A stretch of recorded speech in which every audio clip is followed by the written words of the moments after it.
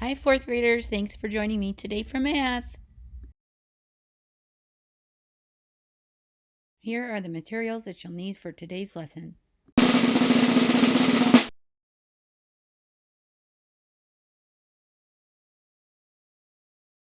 Unit 7, How many packages and groups? Investigation 3, Solving division problems.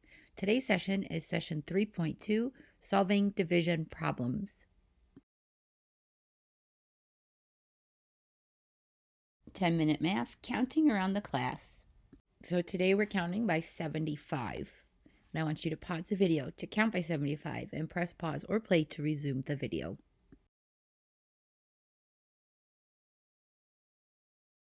Okay, so we counted by 75.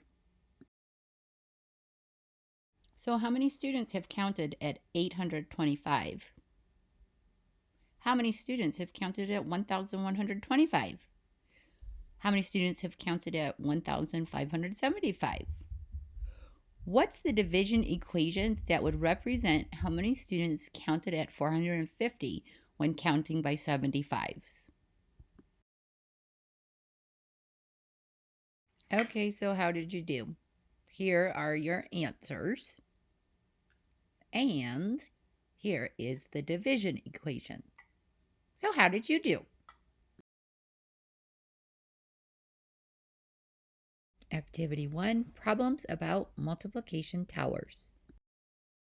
So remember when we studied multiplication and division before, you made multiple towers? You're going to use multiple towers again, only this time they're already made.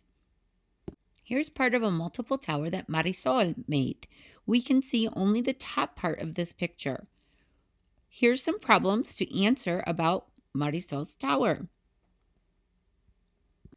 Pause the video to answer the questions about Marisol's tower. Press pause or play to resume the video.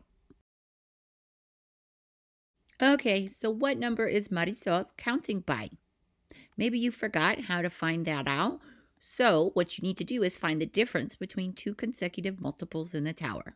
If you did that, you'll know that Marisol is counting by 16s. The next question is how many numbers are in her tower so far, and how do you know? Now, a common mistake is that some students may say that there are 5 numbers in her tower because we can actually see 5 numbers in her tower. But we have to remember that this is the top of her tower. She started at the bottom with 16, which isn't shown in this picture. So to find out how many numbers are in her tower so far, we have to think about multiples of 16. We could think about 16 times something will give us a nice multiple to work with. And then we can figure out how many numbers are in her tower so far. I'm going to use what I know about multiples of 10. So if I start with 16, which is the number that Marisol is counting by, and I multiplied 16 by 10, I know that I'd land on 160 in her multiple tower. So where would 160 be in her tower? Oh, look! The bottom number that is shown in Marisol's tower is 176. 176 is just 16 more than 160. That tells me that 160 is the 10th multiple. 176 is the 11th multiple. And if I count to the top, 240 is the 15th multiple. Now I know that Marisol is counting by 16s. She's at the top of her tower, and the 15th multiple is 240.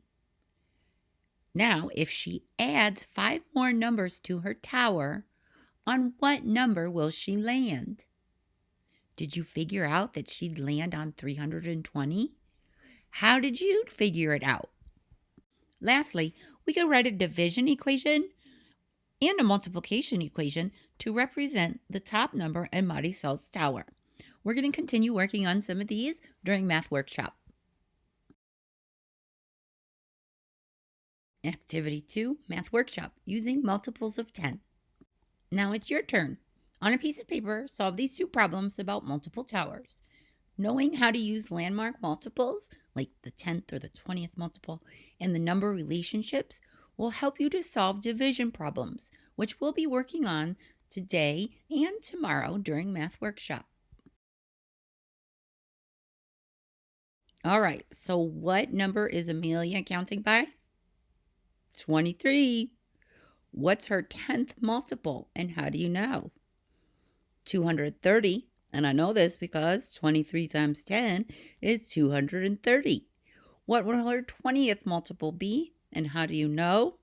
Well, her 20th multiple will be 460. And I want to know, how did you solve this problem? Okay, Aman's tower. What number is Aman counting by? If you said 18, you're correct. What is Iman's 5th multiple, and how do you know? Its 5th multiple is 90. I know this because 18 times 10 equals 180. And if I divide 180 by 2, that will give me 90. What will his 15th multiple be, and how do you know? 270 will be his 15th multiple, and I want to know how you solve this problem.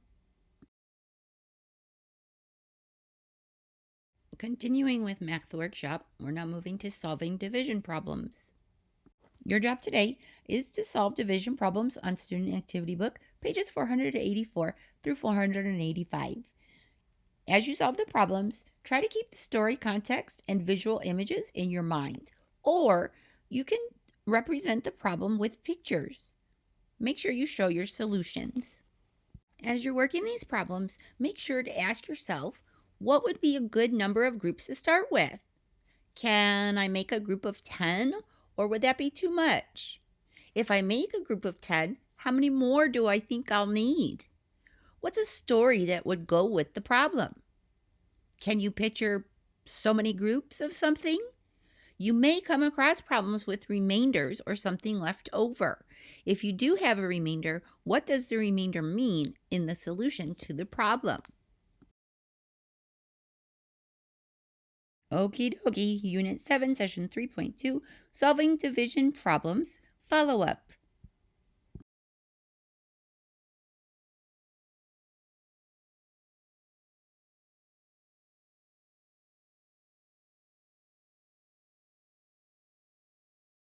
Have a thoughtful Thursday.